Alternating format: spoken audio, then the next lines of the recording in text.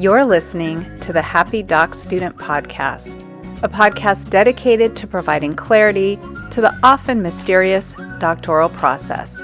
Do you feel like you're losing your mind?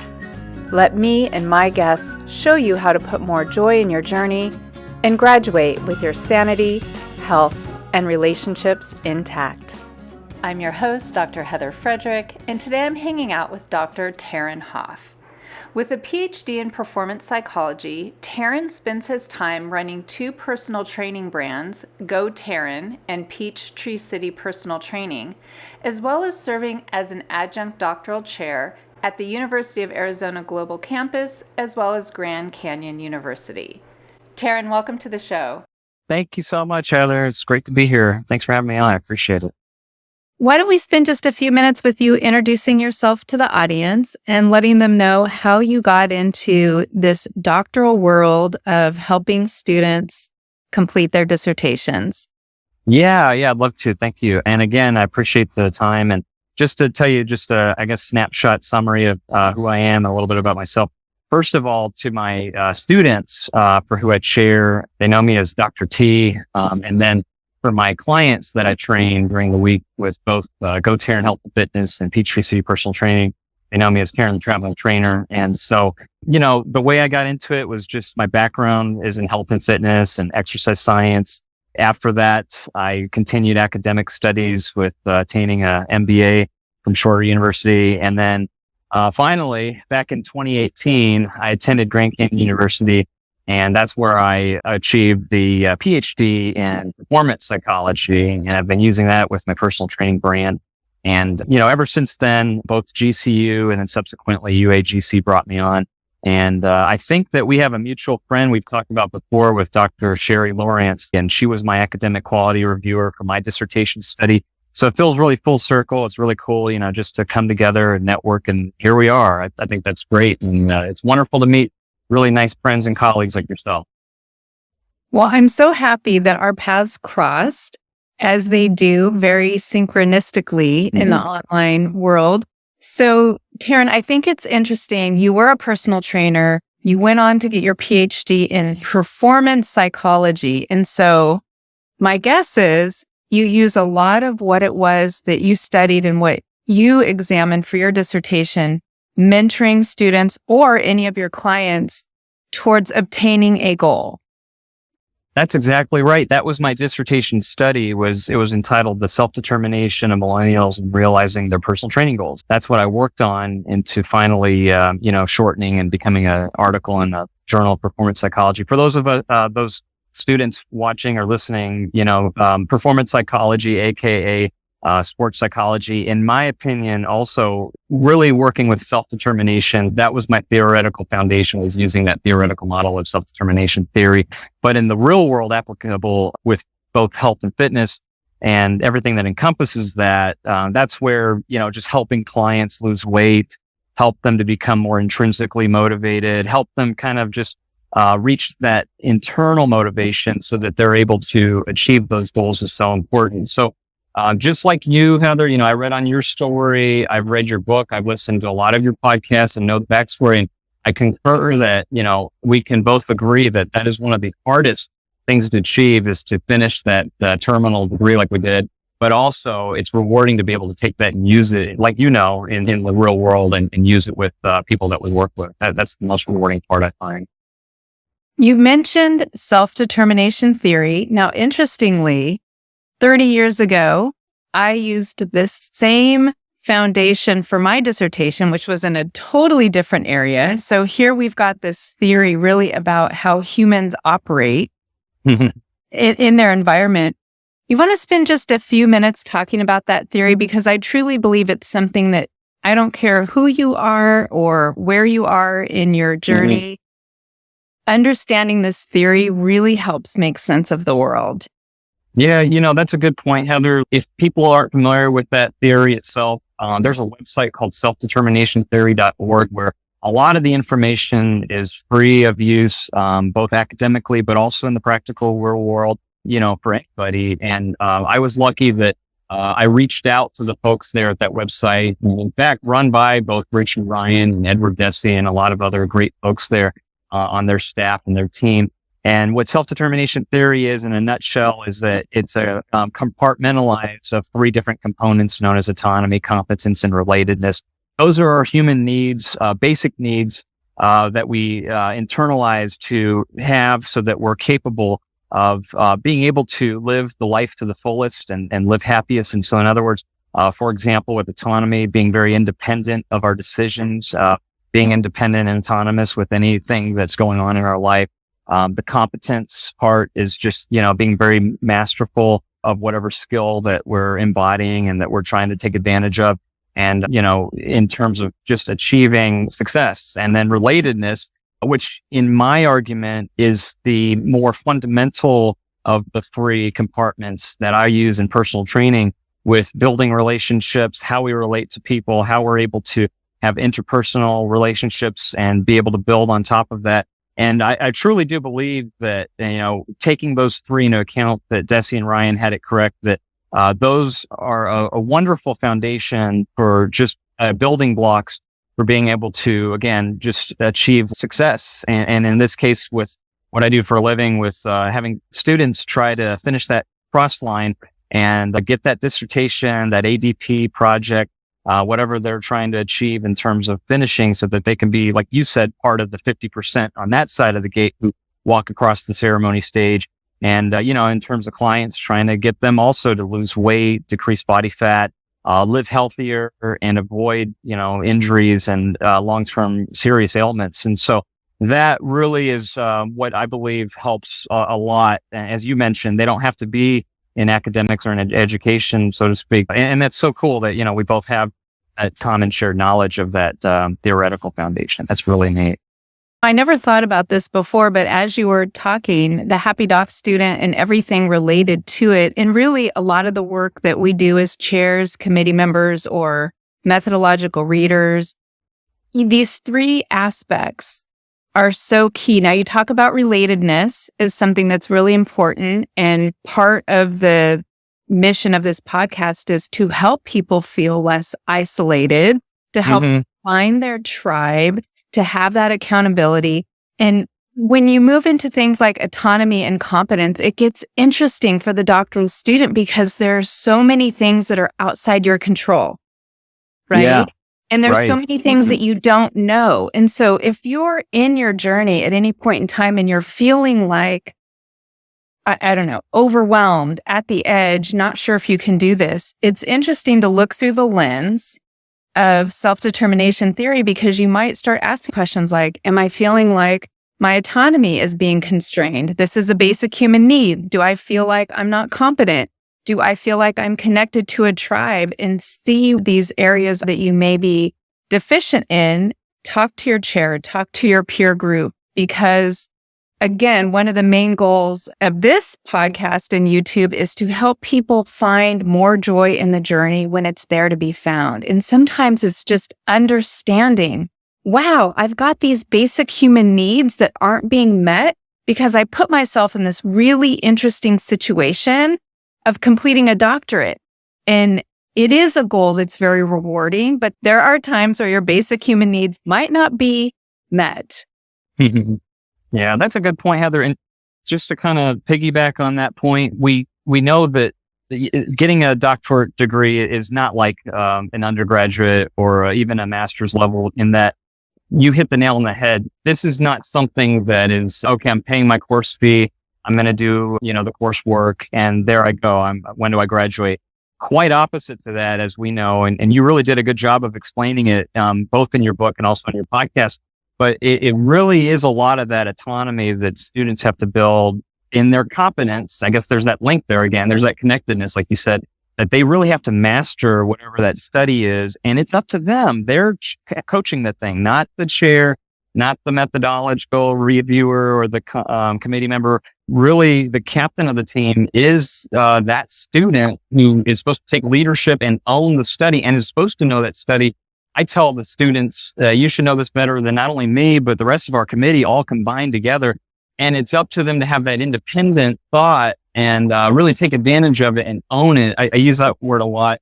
And, Heather, this book was around when I was in my program, this would have done me really, really well because I mentioned that the steps that you go through, you just hit it very eloquently. And as I'm reading it, I just thought, wow, this would have helped me so much when I was in the program for my study, because I'll admit, there were times where I wanted to throw in the towel. I'm not a quitter, but this tested me. This really pushed me to my limit. And that's why I think there are less than 2% of people like us in the whole population of the United States that have this degree, because we know it's not a thing where you just go in and it's like a diploma mill. You have to earn this thing, and you have to go above and beyond, unlike the other, degree programs. And I think that's why it sets it apart, that these students realize that it's just on another level. I mean, it's a huge chasm between what the undergraduate and master's study versus a doctorate degree would be. And it's a difficult transition to make, because in my book, and thank you for your kind words, by the way, I make an argument that the educational system as we know it basically sets you up for failure in a doctoral program, because you're used to just doing assignments, having a professor who is the expert. And now we're flipping the switch. We're taking a 180 and we're saying, okay, you know what? Now you be the expert. You own this. You show us that you can create something that has never been created before. And it's a massive task, and it is a total paradigm shift that does require someone who's self-determined. So here's a question I have for you. How is working with a doctoral student who has this goal of finishing their degree and a client that you're training who has a goal, run a marathon, lose weight, what are some of the things that you do that are the same? Yeah, a good question, Heather. So there is so much parallel and alignment between those two studies that I do, with both sharing students and also training clients. I think of myself as both, a teacher and as a trainer. I put those two hats on, but it's really almost the same hat, because in the kind of duplicate role there is so much alike.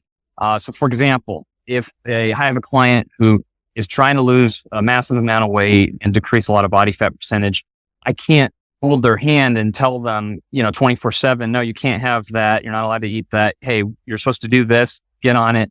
They see me maybe 2 to 3 hours a week of that 168 hours. And so really that comes on to what they can do on their own, and be able to be coached both, through a relatedness aspect with me, but also have that accountability. It's a huge key point. That accountability also translates, as you know, to the students, because using the students, for example, we meet with them on Zoom, we coach them, we are there to kind of be their coach, so to speak, like in a sports analogy game. And they're the star. They're the ones who are out there making the play, but we're on the sidelines giving them the best cheerleading support and trying to facilitating and managing them. So in that case, that student, same thing. I would tell them, look, you've got 7 days a week to work on this. Find the hours and get up early and get motivated and sacrifice. I use the word sacrifice a lot with them too. Those go hand in hand. That accountability with clients, that sacrifice with students. I say, you've got to figure out where you're going to get those hours from to be able to dedicate this, because it does take a lot of grit. And like you said, to your point in your book, you touched on it a lot with the system itself, where we do not get that taught to us, and saying, hey, just so you know, you're going to really have to have a lot of sacrifice and earn this thing and really take it if you want to achieve this. So those things kind of translate to, what I like to call SMART goals when I'm working with both clients and students. And for those of the people out there listening, there's the acronym SMART. And really with goal setting, it's being specific, measurable, attainable, realistic, and timely. That's where the SMART acronym comes from. And they're SMART because, again, specific being very detailed in terms of, okay, this is what you need to do by this week, by the next time we meet. This is the measurable goal that we have as a deliverable from our objectives that we've agreed upon, that we're going to get there if you want to graduate by this time and defend your study. This goal we need to make manageable and attainable and realistic, in terms of, okay, can we do this? Is this doable? And we set ourselves up to where it is achievable, that they can reach that goal. And then finally, in a timely manner, how long is it going to take? Some people, it could take 4 to 5 years maybe to earn their doctorate. Some people, it might take closer to 10 years. And maybe the average, I think the last time I read was somewhere in the 7-year range. It could change and vary, of course, different universities. But really it's up to that student, and there's so many variables there. And like you said too, a lot of it, you really want to have a strong committee, and a team. And same thing to do with, jumping back to personal training. It is a team effort. It's that accountability. If I show up at the gym and my client's not there, they're just letting 50% of the team down because we had an appointment scheduled. And same thing with the committee. If the committee expects something of the student and they didn't prepare and turn in their deliverable that they promised in the smart time that, they had promised it, then they're letting their committee down. And ultimately they're letting themselves down. So same thing with clients and students. I tell them to take the 100% ownership and say, if you want to pass, you will. If you want to achieve your doctorate degree and you want to go ahead and walk across that graduation stage, it's up to you. And same thing with the clients. If you want to lose 10 pounds and decrease your body fat by 5%, by the end of the summer, then you can do it, but only you can, because I can't control what goes into your mouth and, what gets you up off of the couch, if we're binging on Netflix and some of the other things that we like to do in our sedentary lifestyle. So I know that was a big mouthful, but that's kind of just to reiterate, smart goals, very, very smart goals for people. Smart goals are smart for a reason. I'm sure if you're listening to this, you've heard about them. Maybe you've even played around with them. But if you're feeling stuck, I'm going to encourage you to actually get out a piece of paper and think about where you may be falling down with the SMART goals. A lot of times I see it with what's reasonable or manageable or unrealistic timelines, especially when it comes to students. When we talk about owning something and really being the CEO of your degree, there is nothing like time.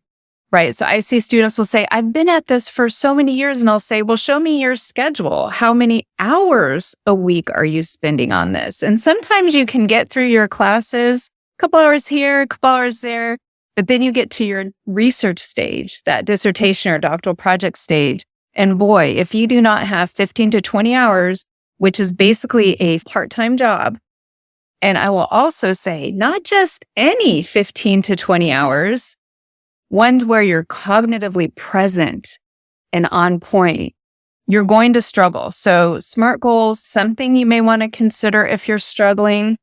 The other thing you brought up that I just want to spend a little more time with is this accountability. Isn't it so much easier to accomplish something, not someone waiting for you at the gym or a chair or committee member waiting for your document? And peer support is huge. If you don't have someone who's going through the program with you that you already know, look for them. Look for them on maybe your university's Facebook page or through LinkedIn. And something as simple as, hey, Wednesday nights or Friday mornings are going to be times where I really hit it hard. What about you? And you text each other. I wrote for 3 hours today, or I was in the library for 2 hours today.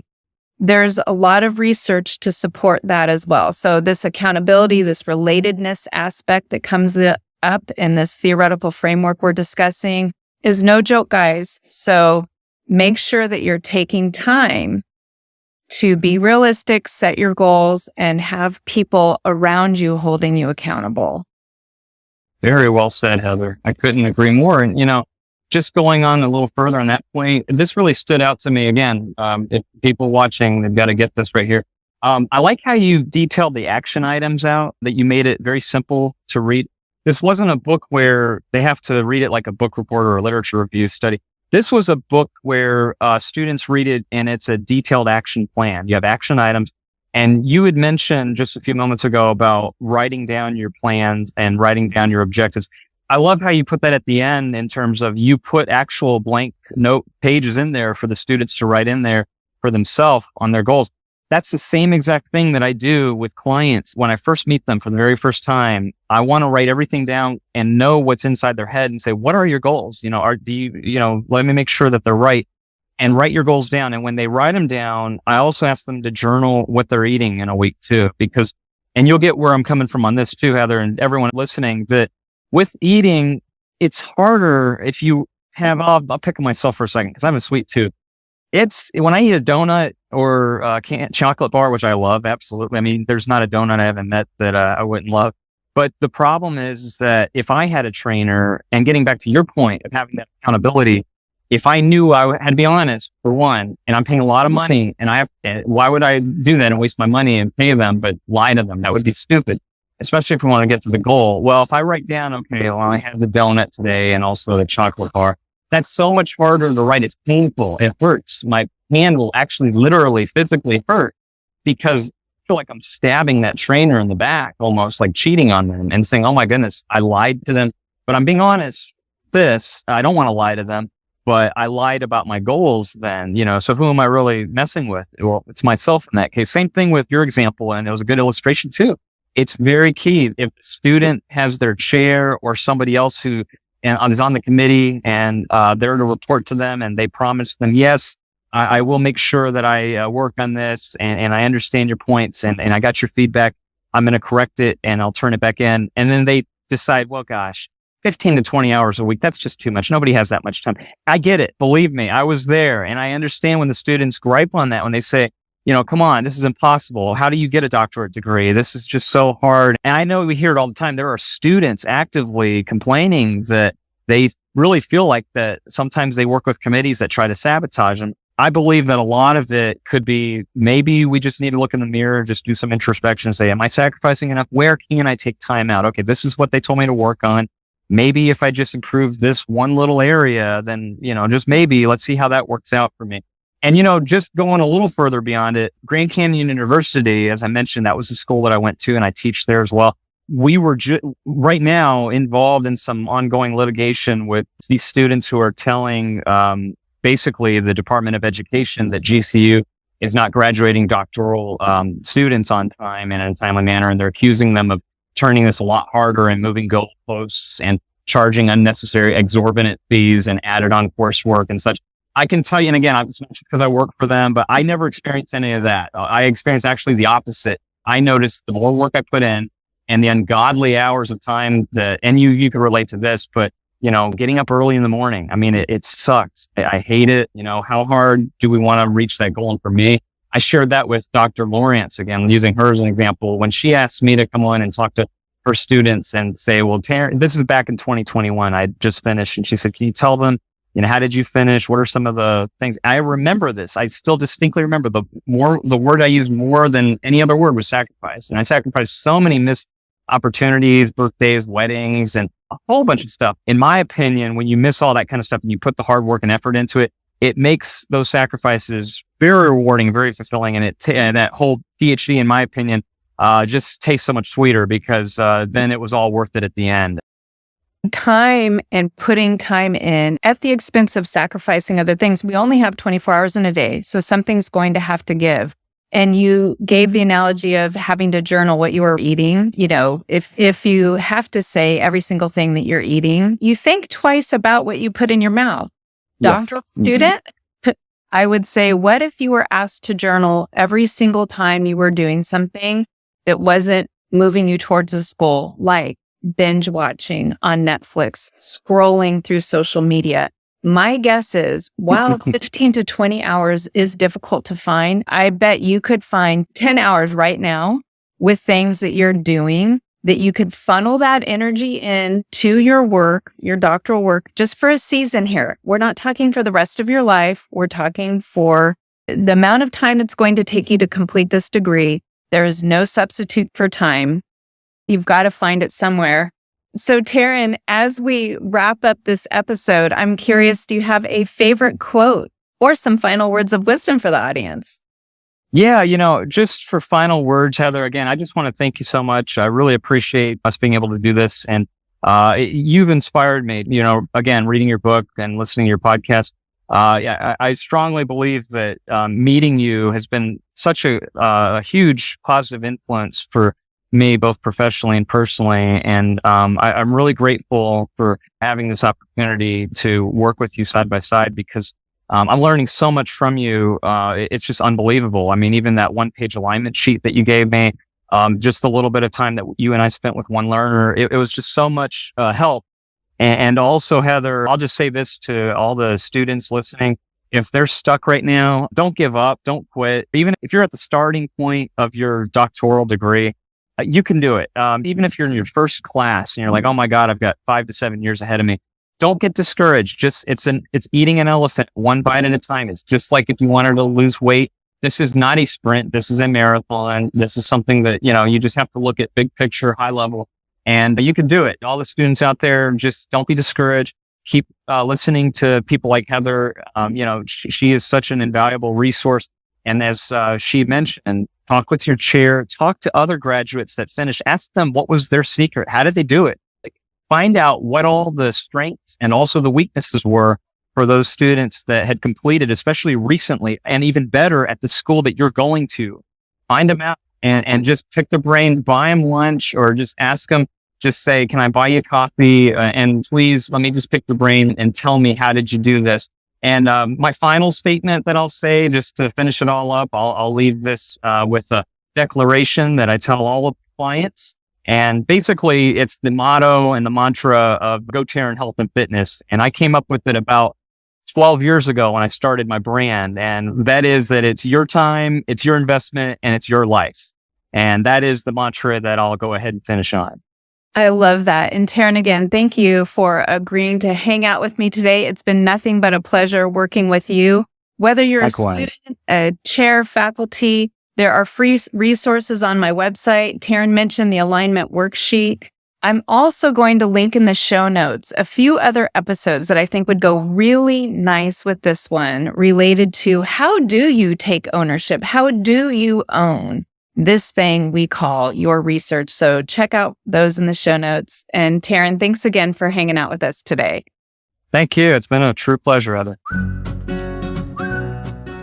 Thanks so much for listening, and I look forward to connecting with you on the next episode.